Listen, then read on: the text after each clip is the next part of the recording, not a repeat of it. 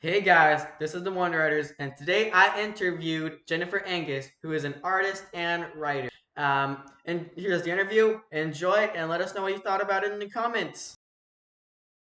For your book, I was wondering how old were you when you decided that you really liked insects and like books and things like that? Because I saw that insects are a big part of your life. Yeah, as a child, I really wasn't that interested in insects. It was an adult, so probably in kind of my mid 20s, I got interested in insects, but not because, I'm Mhm. suddenly interested in insects.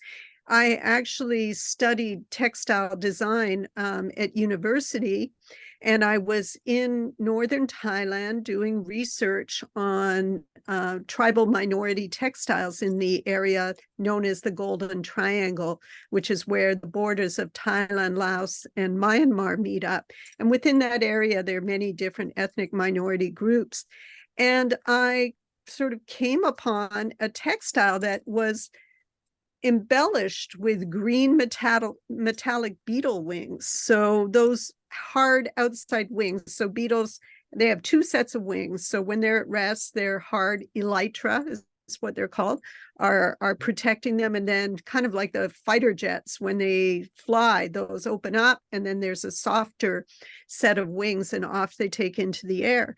So people were collecting these beetles and taking the wings, which really, when you think about it, these metallic, they're beetles, they're called jewel beetles.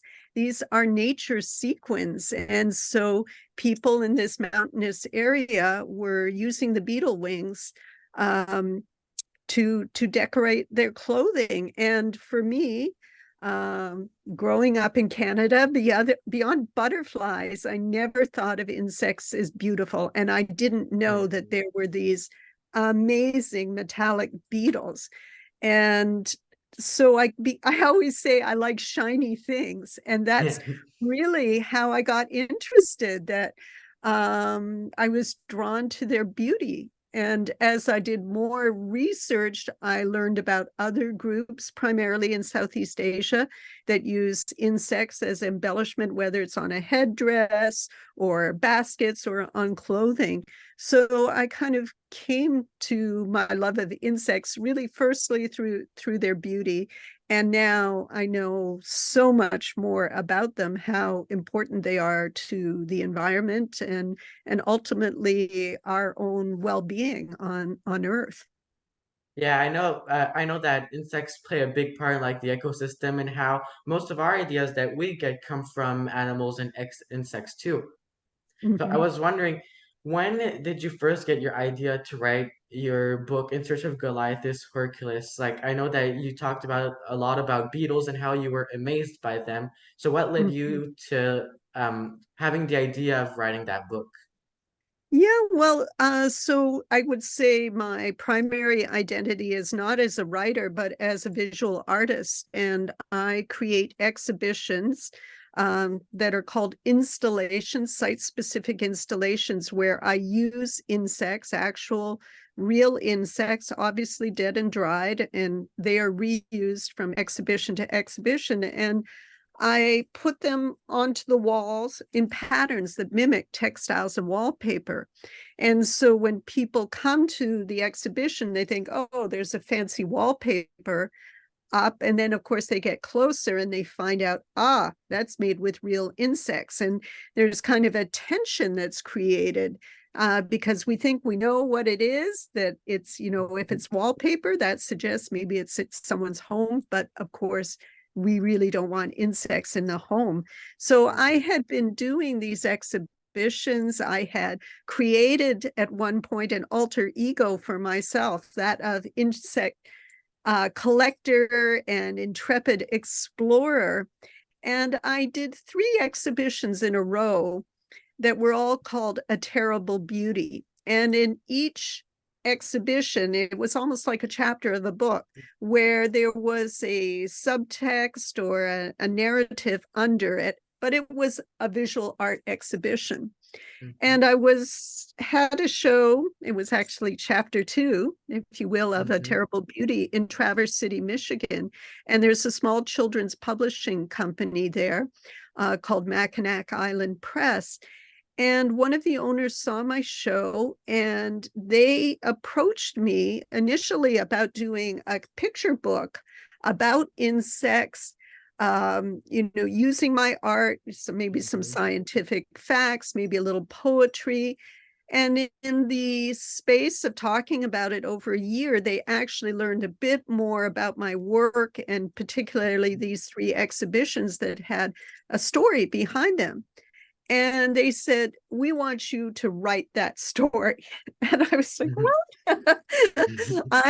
I'm a visual artist, not a writer. But one of these early exhibitions, I had written kind of diary entries that people could read to try and make this seem like a real thing. And they had read those diary entries. They said, we like your writing.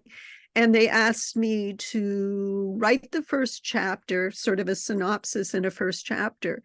So I did that and signed a contract. And initially, the book was supposed to be 4 smaller books because, we all like series. We never want the story Mhm. to end. And what happened is I had almost finished the third book. Nothing had been published yet. And they were very excited about it. And they thought that, oh, maybe this can be much bigger than our small publishing company. And so they sold the project to a bigger publishing company. And so ultimately it was um, Albert Whitman and Company out of Chicago that published it. And they said, we don't want 4 small books. We want one big book. Mhm. So as a writer, that became a lot of work because, of course, when you got smaller books, you kind of recap a little bit what happened in the Mhm. last book. Um, and also, by the time I'd finished, and I had submitted everything, and they told me this looks good, and then they came back to me and they said, we need you to cut 80 to 100 pages. And I was, what? And Mhm. they said, I said, why? And they said they thought it was too long for a first time author. Mhm. That maybe maybe if I was J.K. Rowling, yeah, I could have a really long book, but they thought that it would be difficult. So that was the process, and I found it very challenging because as an Mhm. artist, I'm used to, I decide what an exhibition will be. But when you're a writer and you're trying to publish, then you have to be listening to your editor a little bit, I guess, Mhm. like a teacher who's giving you feedback Mhm. on your work. It can be quite painful at Mhm. times. But that's how it happened. I didn't decide, oh, I'm going to write a book. I was asked to write a book, and that's quite unusual. Yeah. So if you could give like any advice, or what is your best like advice on writing or like doing what you do in creativity that you could give anybody who lacks of any of these things? Yeah, well, I think first of all, you have to write about something you know Mhm. about. And after working with insects for a long time, I felt like I knew quite a bit about them. I was passionate about them. As we've already mentioned, they're so important to the environment. So you know a lot about your subject. Um, you're passionate.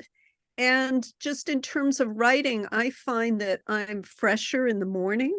And Mhm. so I would typically get up, have breakfast, write in the morning. And I actually found that I wrote better when I was away, when I was on vacation, because if you're at home, then it's easy to procrastinate and you go, Mhm. oh, my house is a mess. I'm going to clean up the house and do all sorts of things instead of what you should be doing. So I really did my best writing when I went on vacation because I'd get up, have breakfast. I'm not in my own house, so someone else cleans up, someone else is making my bed. So I just had no excuse and I just got to it, and I would write in the morning and then I would reward myself in the afternoon and go do something, see a site. And then in the evening, I would reread what I'd written in the morning and edit it a bit. So I do think it's good to have a routine. Most people, um, I think, are better if there's a deadline of some kind. If it's just whenever, then of course you'll procrastinate. And I think in terms of creativity, that's a harder one to answer. For me, I have really focused on what I see as the magic of Mother Nature.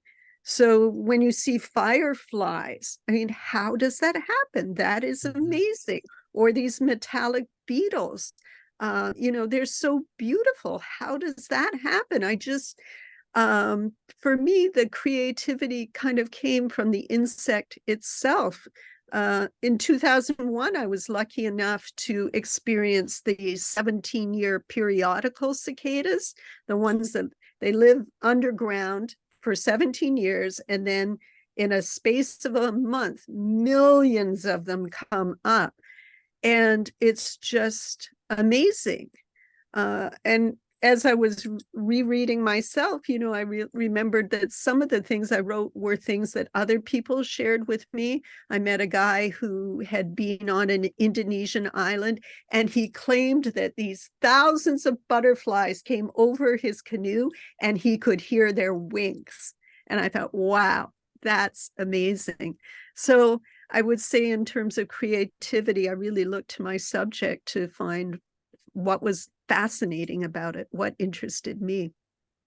Yeah, yeah, I understand what you're saying. For me, it's like it's the same thing. Like I like to write about subjects about like sometimes I write science fiction, but I like to write about things like hiking big mountains and nature and things like that, and like doing the impossible. And for me, I Yeah, relate to that too. I like to hike mountains. I like to go on long hikes in the woods and things like that.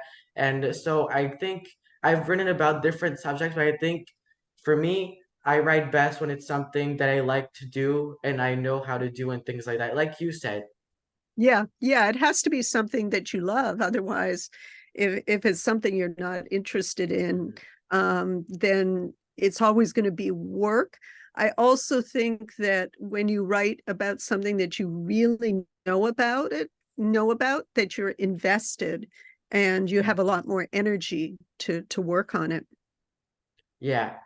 Well, thank you for coming here for the interview. It was really nice to have you. Oh, it's So, my pleasure. so I have a question for all of you. Do you have any questions for Jennifer Angus? Anyone? Yes, Rocky? Maybe while we're waiting, I thought I'd tell you that one of the things I've been inspired to do since I realized it was 10 years is there isn't an audio book of the novel. And I thought that that would be a good thing to pursue this year, whether I read it myself or hire someone. Okay, so what is a good way to write about nature if you're unable to get your hands on experience with nature? Um, I think that um, it, so one of the most interesting things to me is I get a lot of inspiration from the Victorian era. And that time, so the reign of Queen Victoria was when science was really popularized, and a lot of books were written kind of in the idea of them was to communicate some scientific idea, but they were written in a way that was sort of playful, almost like a narrative. And I think that nature is available. For example, in these Victorian books, it would be just about Dick and Jane going into their backyard and studying an anthill. And so I think that things don't necessarily have to be exotic. What is it? Ants are really quite fascinating, as are bees. That there are lots of things that perhaps they seem so mundane, so everyday that we almost haven't even noticed them. But I think ants are particularly interesting. Like, what is it they're doing? Where do they go? I do think that, perhaps, unless even actually, even if, let's say, you lived in New York City, you could still go to Central Park. So I think that nature doesn't necessarily have to be exotic. That it's outside all of our doors and sometimes has even come into our house. Mhm. Thank you. Okay.